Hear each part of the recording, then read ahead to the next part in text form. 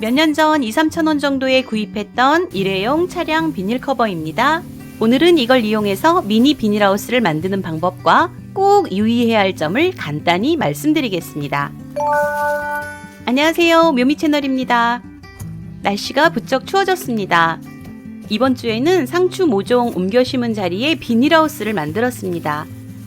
보통은 김장 비닐을 이용하기도 하는데 이번에는 좀 더 빠르고 쉽게 만들기 위해서 차량용 비닐 커버를 이용해 보았습니다.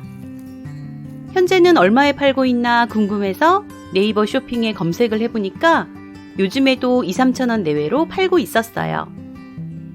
춥기도 하지만 바람이 많이 부는 날씨여서 남편과 함께 후다닥 만들어 보았습니다.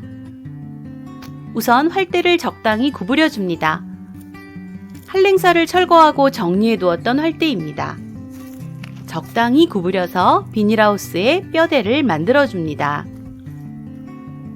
비닐하우스의 모양이 나올 수 있도록 일정하게 구부려 주었어요. 적당히 구부린 활대는 일정한 간격으로 땅에 꽂았어요. 바람에 활대가 흔들리거나 쉬운 비닐이 아래로 처질 수 있으니까 위에 보강대를 설치해 줍니다. 밭 정리하면서 뽑아놓은 고추 지지대를 사용했습니다. 지주대로 꽂아놓은 활대의 가장 높은 부분을 서로 연결합니다. 케이블 타일을 이용해서 묶어주었어요. 지주대의 길이가 부족하다면 길이를 계속 연장해서 케이블 타이로 잘 묶어줍니다. 비닐을 꺼내 보았어요. 오염으로부터 차를 보호하기 위해 사용하는 일회용 비닐 커버입니다. 비닐 끝부분에 달린 고무줄 덕분에 쭉쭉 늘어나서 금방 설치할 수 있었어요. 비닐하우스 열고 닫는 것도 참 편리하고요. 저는 남편과 양쪽 끝을 잡고 휘리릭 뒤집어 씌워 주었습니다. 만약 혼자 설치한다면 한쪽을 벽돌 등으로 임시로 고정해 놓고 반대쪽부터 차근차근 뒤집어 씌워주면 편할 것 같아요. 이때 저는 커튼봉을 사용했어요. 텃밭에서 재활용하고 있던 커튼봉인데 끝이 뭉툭해서 제격입니다. 비닐을 고정하기 위해 지주대를 사용할 수도 있는데 얇은 비닐이 찢어지지 않게 조심해야겠어요. 만약 끝이 뭉툭한 봉이 없다면 테이프 등으로 끝부분을 뾰족하지 않게 해준 후 사용하면 좋겠습니다. 비닐 크기와 내가 만든 비닐하우스의 크기가 안 맞더라도 걱정할 필요는 없어요.